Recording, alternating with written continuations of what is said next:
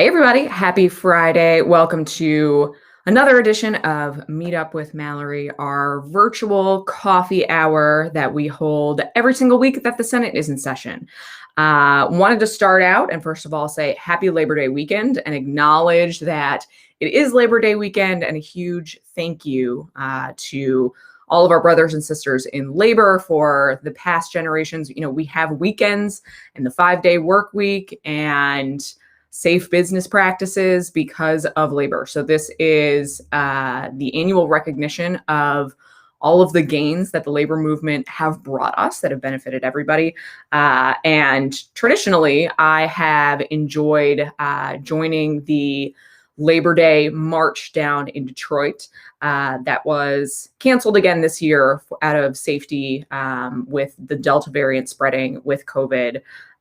So bummed that we can't be there, but we are together in spirit. And everybody, as you get out and celebrate the long weekend, just remember that we have weekends thanks to the labor movement. So wanted to jump in and actually start things a little bit differently this week. So we are going to start with some good news, shake it up a little bit, because many of our school districts have gone back to school, especially after the past almost 2 years, my goodness, that we have had navigating this pandemic together with all of the disruptions that we had in our school year last year. It was so fun to see so many kids and teachers and parents and families getting back to school this week. So we just wanted to share a few pictures from around our district that were shared by our districts. So far, Birmingham, Troy, Clawson, Rochester have started back in school. Royal Oak returns after the Labor Day holiday. So we just wanted to scroll through some of these awesome pictures of seeing kids back in the classroom, which so great.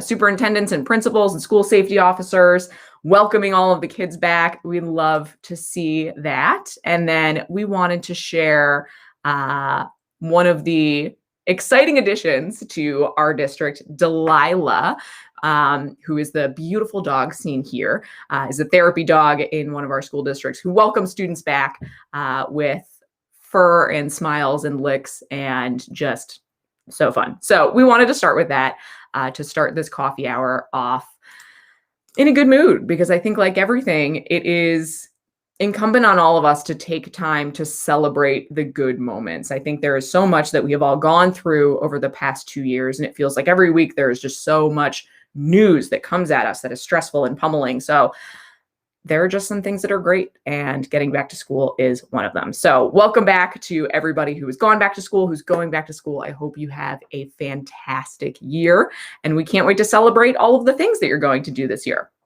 All right, so jumping into our regularly scheduled programming. If you are new to our virtual coffee hours, maybe you've gotten a flyer on your door that informs you of what we do here, welcome.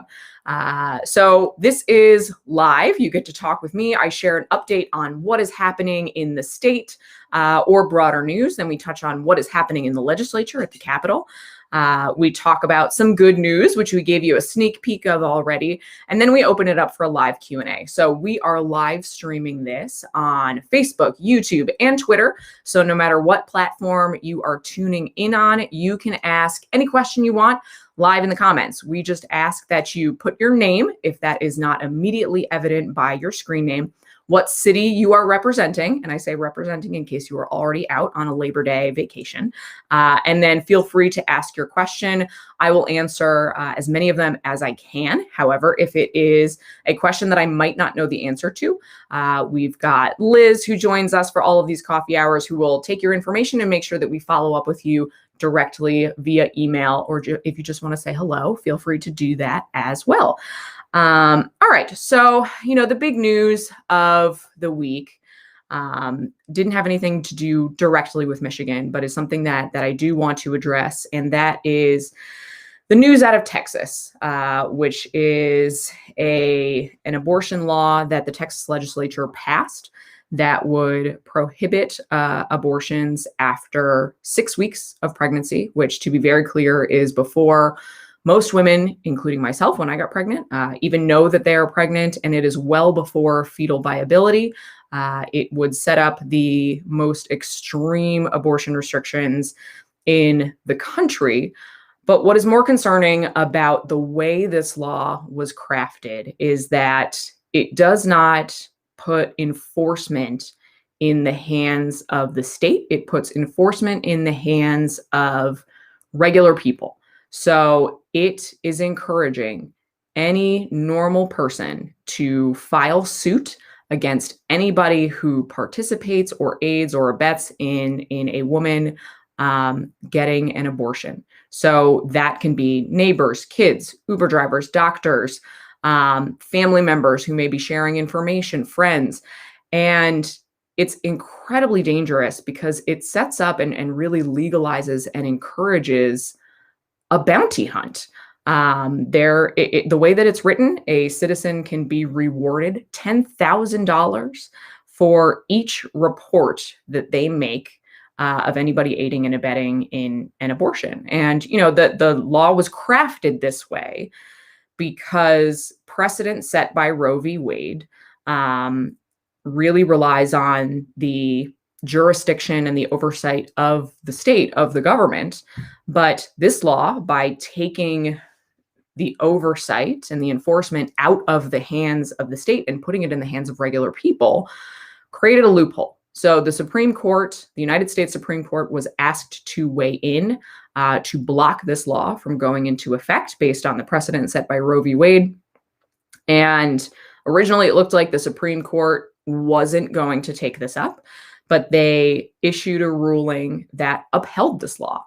And that sets an incredibly dangerous precedent where even though Roe v. Wade is still the law of the land, what this clears the way for really in any state around the country is that laws like this can be put in place, and the Supreme Court has set the precedent.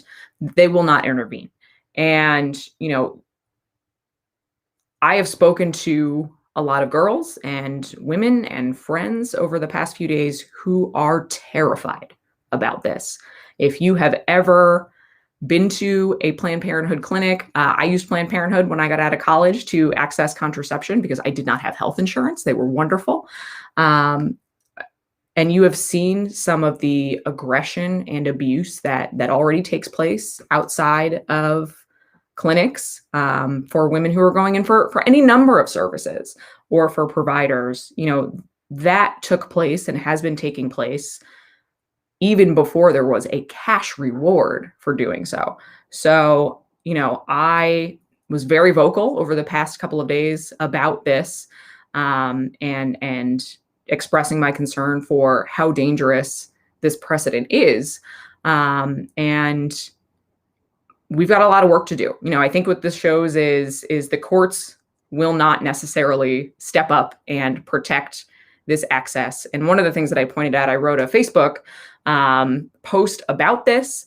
I introduced the Reproductive Health Care Act in 2019 as a bill here, which would codify abortion access into law in the state of Michigan.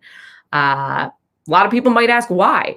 And the reason is we know that outlawing abortion does not stop abortions from happening.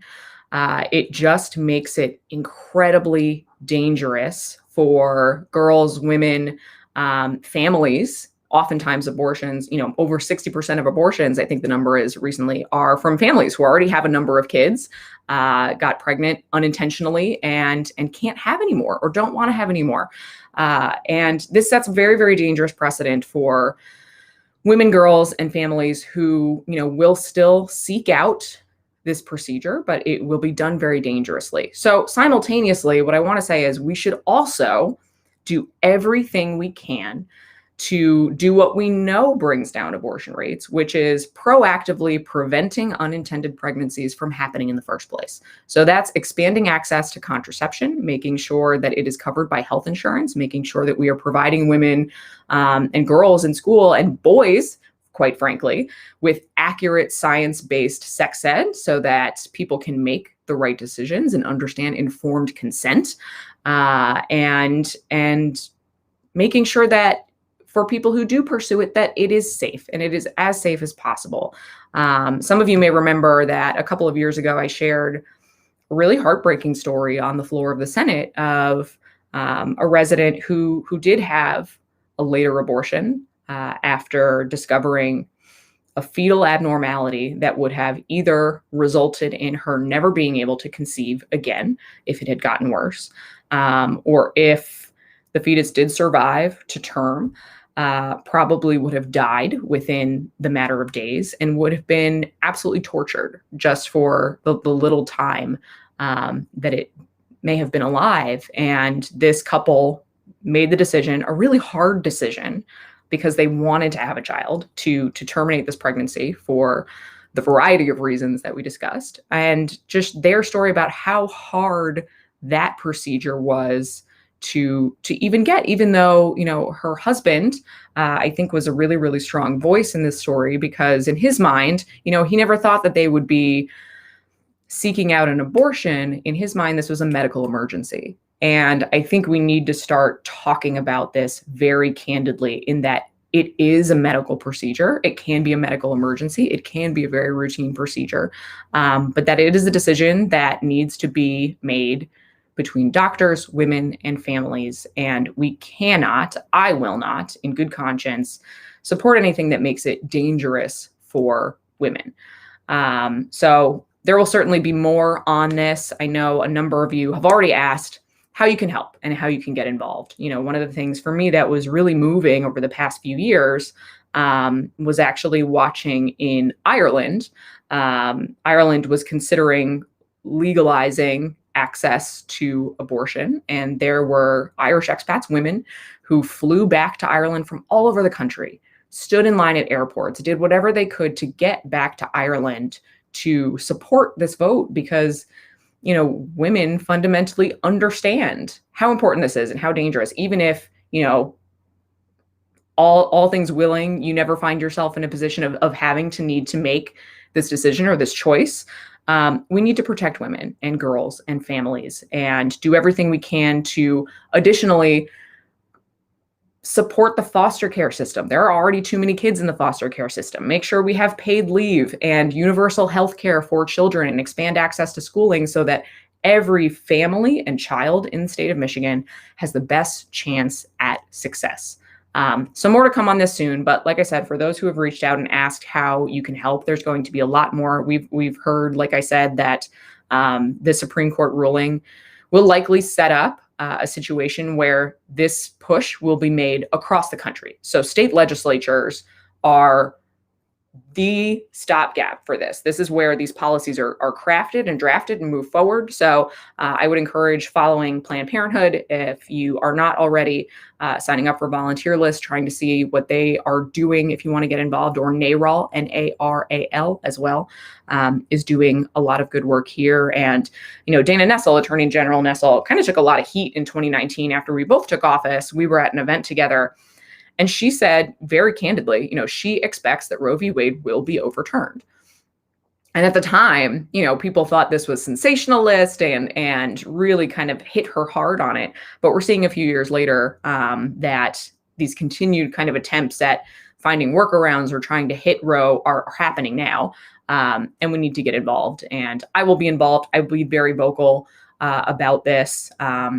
That is potentially risky in a district like ours that is pretty evenly split, Republican, Democratic, but it's too important not to. And I think what I want to do is really dispel the idea that people who are pro-choice are anti-family, because that is fundamentally not true. And I have found myself hardened in that belief now that I am a mom of a daughter myself. And yeah, so we'll keep going. Feel free to reach out to us and stay involved, and we will keep you posted with more. That was probably longer than I wanted to talk on that, but it's hard not to get really emotional about what's a hard day for a lot of women around the country. All right, no good way to pivot, so we're just going to pivot into, we had session this week. We were back in Lansing for our first full Senate session in a number of months, because we were on our in-district work period. So throughout the summer, that's where we didn't have to go to Lansing Tuesday, Wednesday, and Thursday. So we could spend more time in our district, meeting with constituents, working on legislation, which we were doing all summer long. But we were back.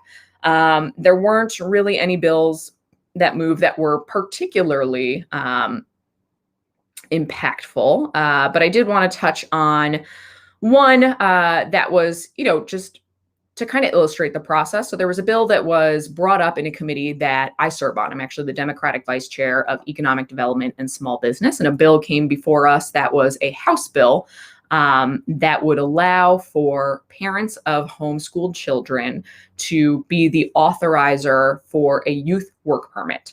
Right now, the way our system works is if you are a minor and you want to get a work permit, you need an authorizing signature from a school administrator, and then you can get a part-time job. I've had jobs since I was 12. So, this was something that really spoke to me. I've always been in school and working.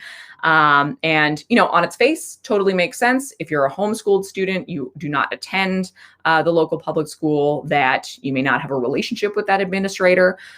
So why not have your parents sign off on that? However, between that bill coming out of committee and getting to the Senate floor, there was a group that reached out to us, a Coalition of Responsible Homeschool Association or Parents. I forget the acronym, and if you're watching from that group, I apologize.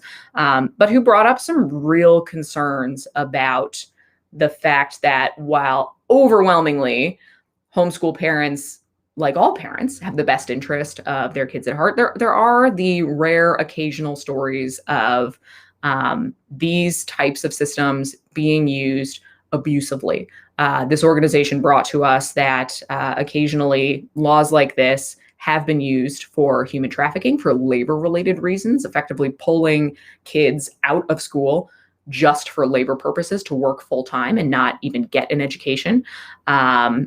A colleague of mine brought up a concerning story from a number of years ago where, two children, and this is really gruesome, so trigger warning for anybody who's watching, two children were found having been killed in a freezer, and they were, had been marked for months as being homeschooled, and weren't found for quite a while. So, there's a much larger conversation to be had on, how we set up systems to support all parents and families and kids and make sure everybody has opportunities and that we're not really letting anybody kind of go missing. But because of that information that we learned between the bill moving from committee to the Senate floor, I voted no on the bill. I think, in lack of a broader system to address those issues, having the check of maybe just getting a signature from a school administrator, even if you are homeschooled in that area, is okay for right now. But I understand, particularly if you're outstate in a more rural area, that is a harder thing to do. And I hope there will be a better solution coming forward. Another bill that you may have seen that moved was the majority introduced a bill to prohibit any governor, future governor, from utilizing the threat alert system to send out text messages related to executive orders or announcements. And that passed along party lines. I voted no against it, and this is just indicative of some of the frustrating things that we face in the legislature sometimes. The threat alert system is different than the emergency alert system. So the bill that actually passed, the Michigan State Police were asked to comment on it, and they said that system that the bill addresses has only been used once in history, and it was for an active shooter situation. So that system wasn't actually used throughout the pandemic. The emergency alert system is a different system, and that is what was used throughout the pandemic. You may remember we, as citizens, received 3 text messages throughout the pandemic as stay-at-home orders were issued, lifted, to keep us informed. So I voted no on it anyway, because I think it is important for any emergencies that information get out to residents. But the bill did not do what I think the bill drafters intended it to do in the beginning. All right, we are pivoting back to good news. Bear with me as I pull up our visuals. I've done a much better job of this week than last week in trying to make sure that you all can see the screen. All right, so This is really exciting. You can see here on a screen is a STEM mobile innovation station, which is super cool. The new STEM I mobile innovation station is a 1,000 square foot lab on wheels where K-12 students learn STEM, science, technology, engineering, and math through autonomous vehicles, robotics, extended reality, so virtual reality or augmented reality, just extending reality in all of its many forms, and manufacturing. This lab will visit all 28 county school districts this school year and hitting one district per week. So keep an eye out if you have kids in school for this to come through your district. It sounds really, really fun and a great way to learn about all of these things in the STEM field. Next up, a group of students from Birmingham created a sports podcast. So if you have a long commute like me, maybe download this podcast to your phone so you've got something to listen to. Seaholm High School seniors Cooper and Carter and Mitchell and Groves High School senior Ethan, all fans of podcasts, as I am as well. I listen to way too many podcasts between my home and Lansing. So they created a podcast to share their love of sports with kids in underserved communities. And actually, they've spent their summer collecting donations for their sports equipment drive to benefit families in Detroit. So I always love when we see students in our districts who really want to help out and reach out outside of our district, outside of our county, and help out our neighbors, which I love. So thank you guys. I can't wait to check out the podcast, and good luck on collecting and sharing all of the sports equipment. Last but not least, for our good news for the week, Troy is asking residents to get involved in submitting names for the city's new town center park that is being added to the Civic Center complex near Livernois and 16 Mile. I have already proposed a very original name within our office, Parky McParkface, which you may remember from the infamous Bodie McBoatface, but I'm sure you all have a much better name than I have come up with for the park. So Troy residents, you can submit your names for the park on the Troy government website, and we will be sure to drop the link into the chat if you are watching on Facebook, because it is one that if I read it to you, you're not going to remember or be able to know what that link is off the top of your head. So really exciting. I can't wait to see this new park and see what the new community-led name is going to be. So with that, that's all we have scheduled on the regular agenda. So we are opening it up to Q&A time. So I am going to bring on our Director of Constituent Relations and Services. And I think we had one day I'm actually going to get your specific title right, but that's on us for creating a title. It's like 16. It is a long title. I was just commenting thumbs up for Parky McParkface. You know, I'm a big fan of it. All right. So this is the Q&A portion. Liz is going to facilitate Q&A. I know we've had some questions that were submitted ahead of the coffee hour this week, but this is a reminder. If you have a question, no matter what platform you're on, make sure to include your name if that is not already obvious based on your username, what city you are representing, and then fire away with your question. Liz, what do we have this week? Yeah, first one is from Kevin from Royal Oak via our Submit Your Question form. Wants to know if there's any update on the auto no-fault fix and what's going on with that. Kevin, that's a great question, and one that has been certainly frustrating for me. So I serve on the Insurance and Banking Committee in the Senate. So we were the committee that reviewed SB 1 in 2019, which was the bill that became the auto no-fault reform. Now, at the time, I voted against this bill for a number of reasons. You know, I think that what we saw in the committee is that there were not mechanisms to guarantee substantial rate savings, but worse than that, that my fear was the protections that were in place would be eroded away, and that we would leave particularly the most vulnerable or people who have found themselves in catastrophic car accidents, along with direct care workers, out to dry. And, you know, this isn't a situation where I'm excited about having been right. You know, my no vote didn't stop something from being passed into law, but we are seeing that play out right now where, you know, this law went into effect in July 1st in terms of the reimbursement rates for direct care workers. And we are seeing direct care worker companies closing. We are seeing catastrophically injured residents who had been receiving benefits from the system who suddenly find themselves without help, without direct care workers, without a facility to go to. And this is very much a life and death situation. So I was on a work group related to this with DIFS, the Department of Insurance and Financial Services, along with some of my colleagues in the House.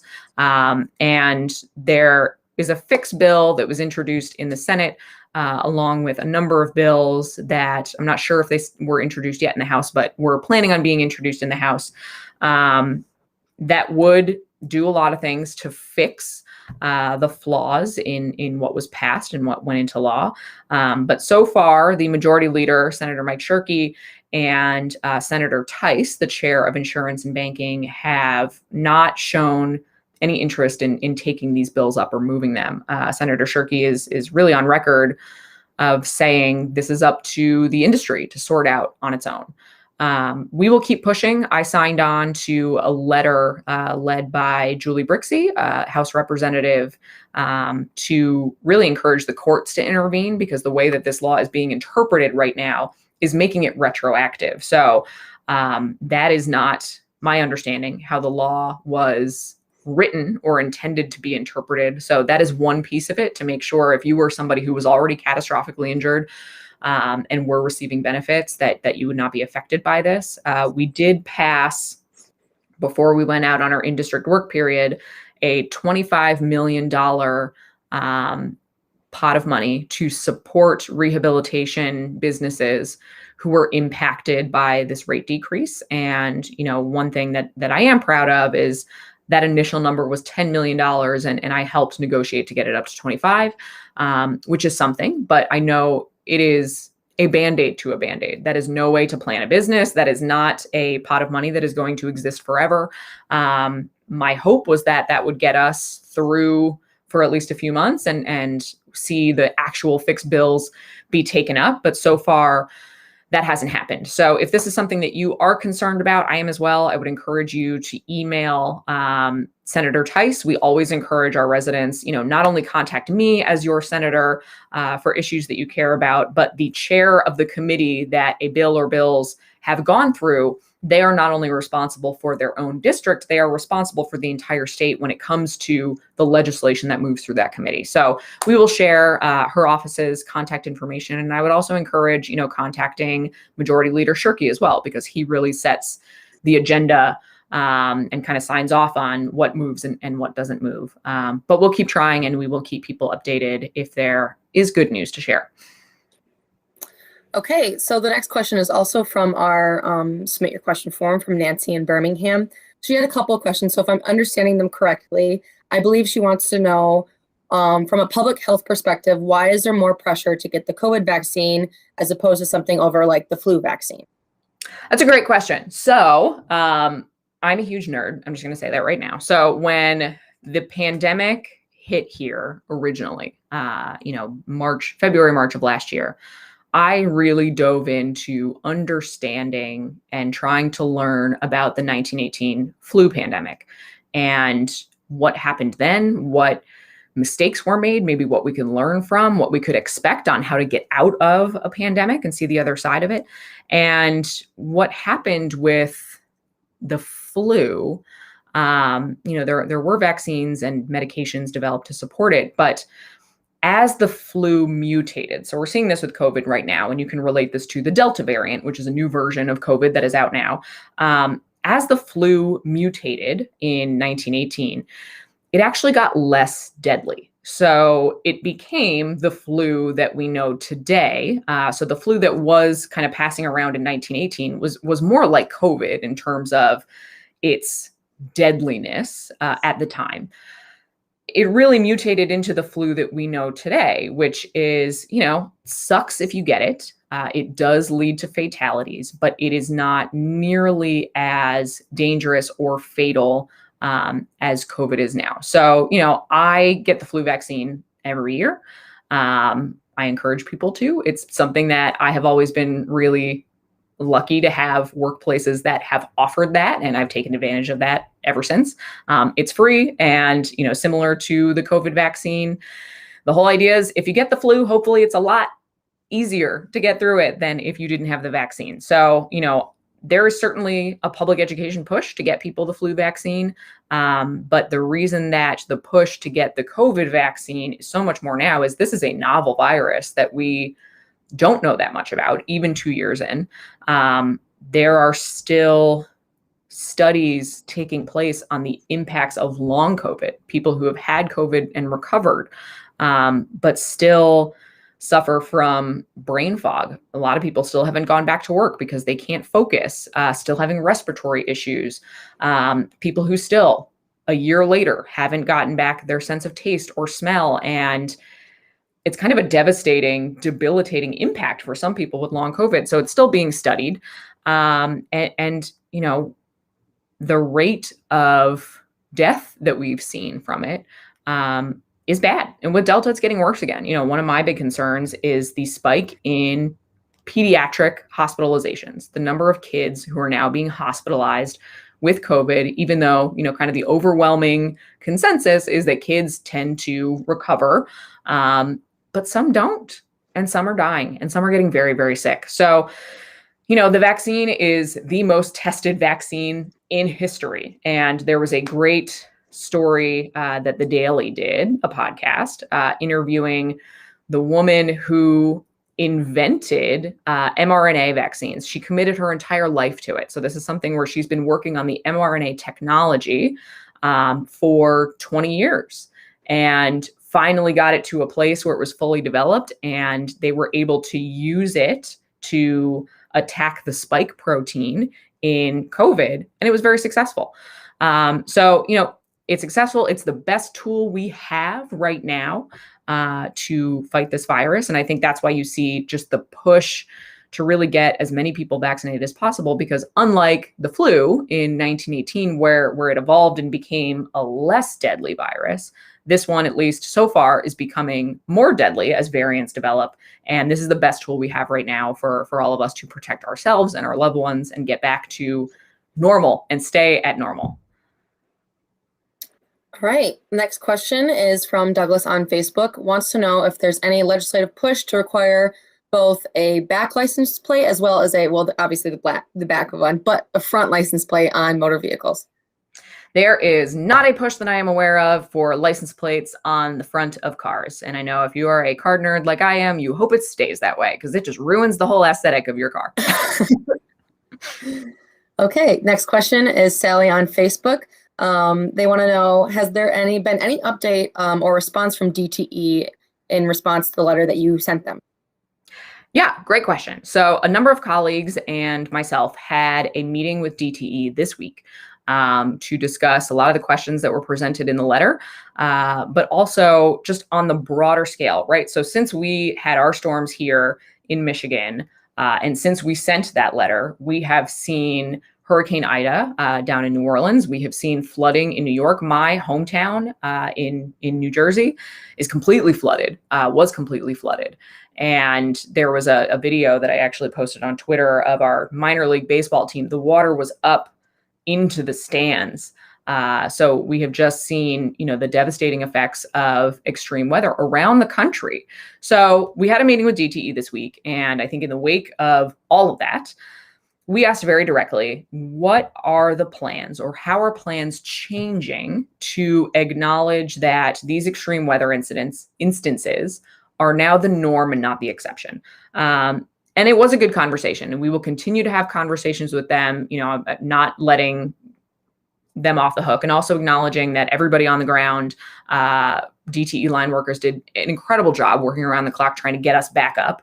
But one of the things they brought up, which is valid, but also something we need to plan for, is last year when we had a number of summer storms, they were spaced out around an average of 20 to 30 days between them.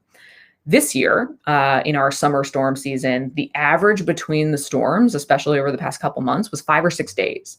So that made it really, really hard for our water systems, for our electrical system to rebound and get repaired if as soon as we kind of start to come back up again, we're pummeled.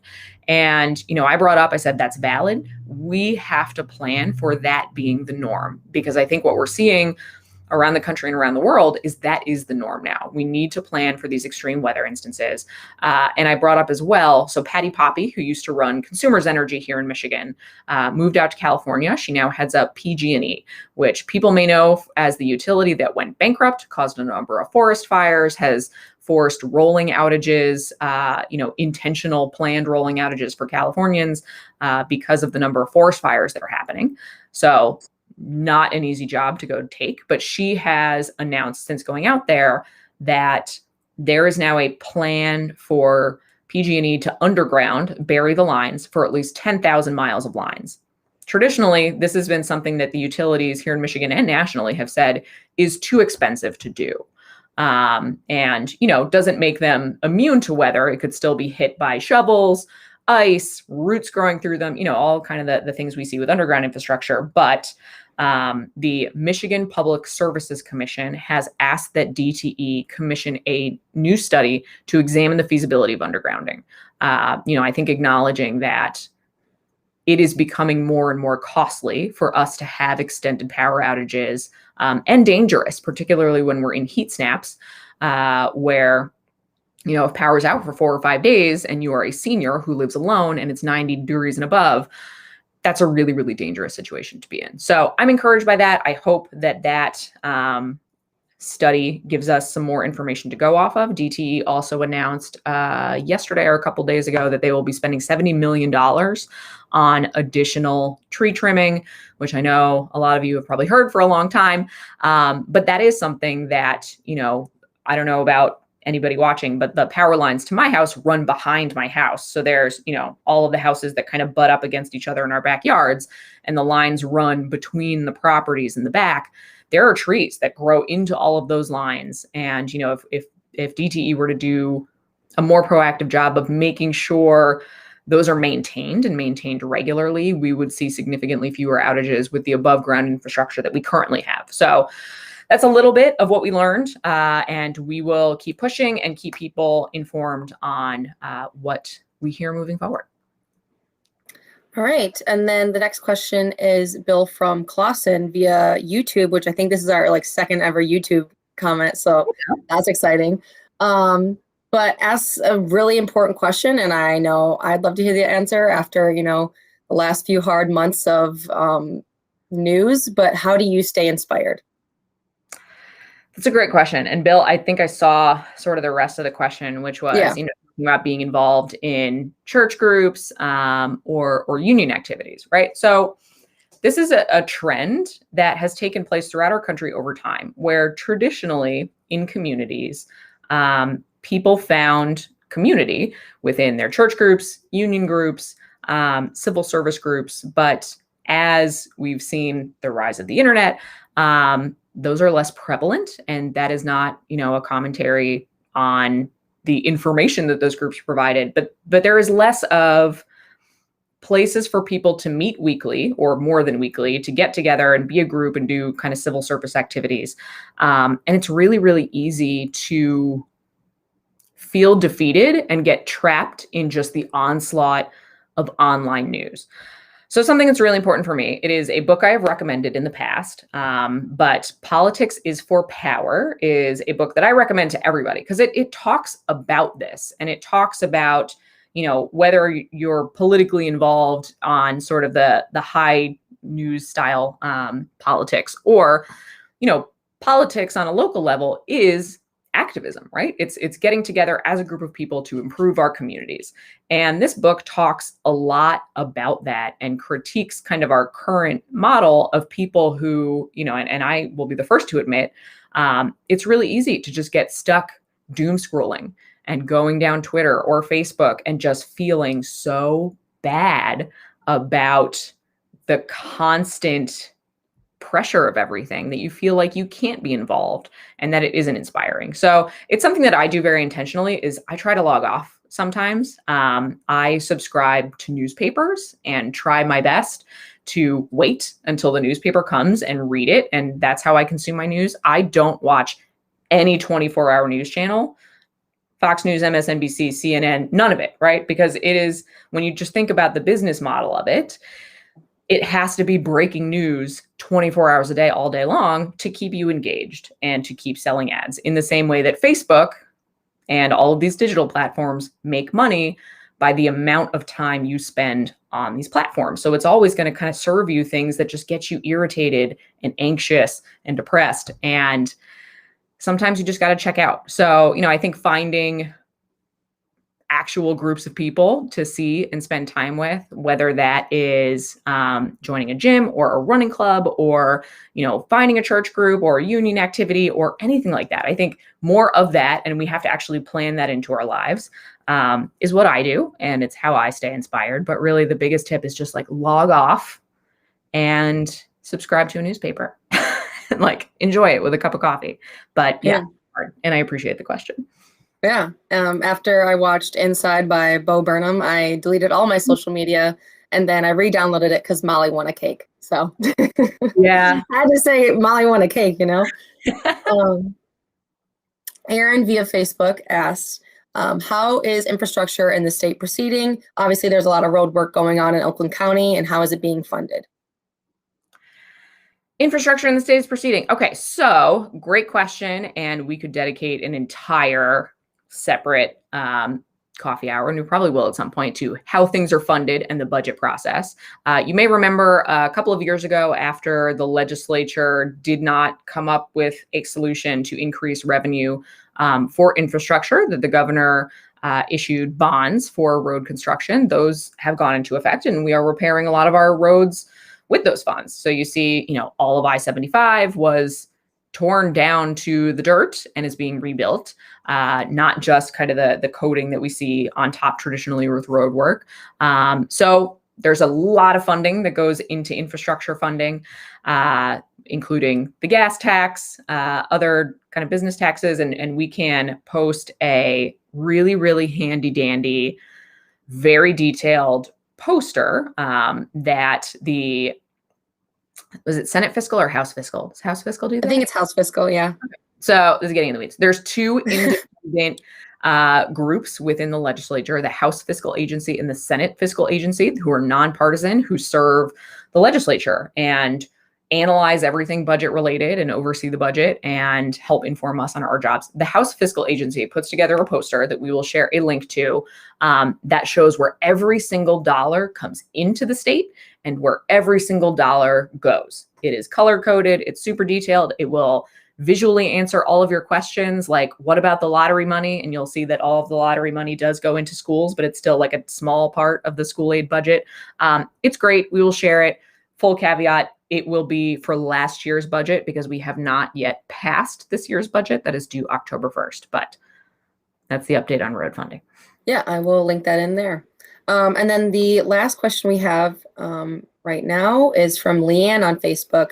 What is going on with UIA? They're holding up benefits for people that got caught up in red tape. They have been waiting on an appeal since July. I'm concerned about how many people are going to be losing benefits with Delta coming at us now.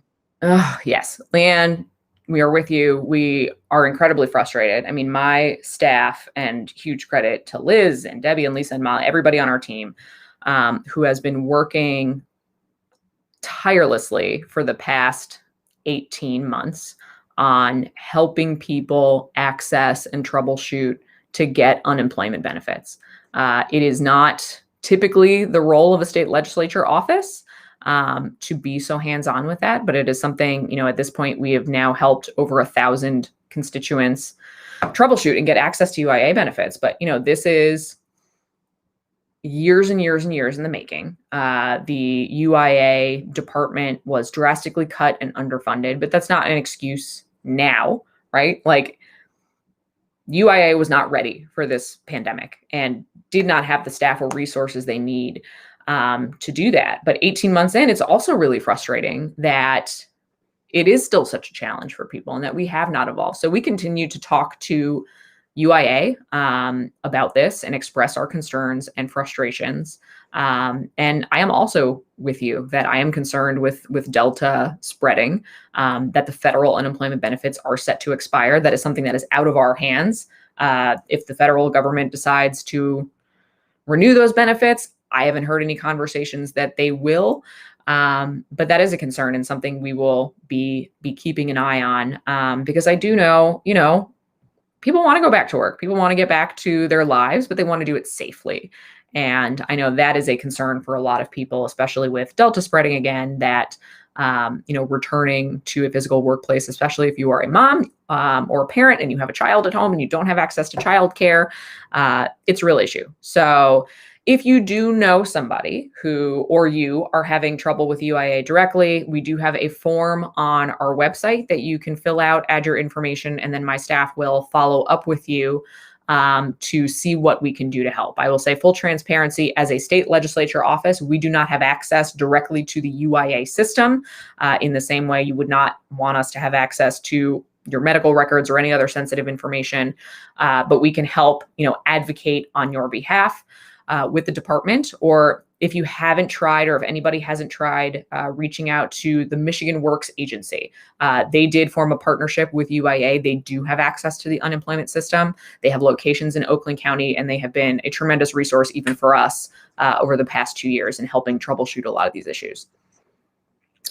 Yep, and I added that just in our comments now. So Cool. That's all the questions that we have that I can see. Great. Well, this one went almost the whole hour. I've been trying Yeah. to for it, but we are back and it's fall and people have questions. So I want to thank everybody for joining us for another edition of this. If you are traveling this Labor Day weekend, please be careful, wear a mask, social distance, all of the things that we know at this point are easy to do to help stop the spread of COVID, stop you from bringing it back to somebody vulnerable in your family. But enjoy the weekend, enjoy time with your family. Liz, do you have plans for the Labor Day weekend? I do. I'm going up north to Houghton Lake to my grandma's cottage. Oh, that's going to be nice. What I love right now is it is like September 1st hit and we just went from summer to fall. So Right. I haven't been up north since September 1st, but I would imagine it's like full fall colors now and it's cider season. And Yeah, it's like the last time we'll be able to take our little pontoon out before, winterizing it and whatnot. So nice. hopefully it's a lot of fun. Well, and if anybody is warm. staying locally, I know a lot of the cider mills are opening or have Yes. opened. So it's my favorite time of the year is cider season. So get out, have fun, and we will see you next time. Thanks, everybody.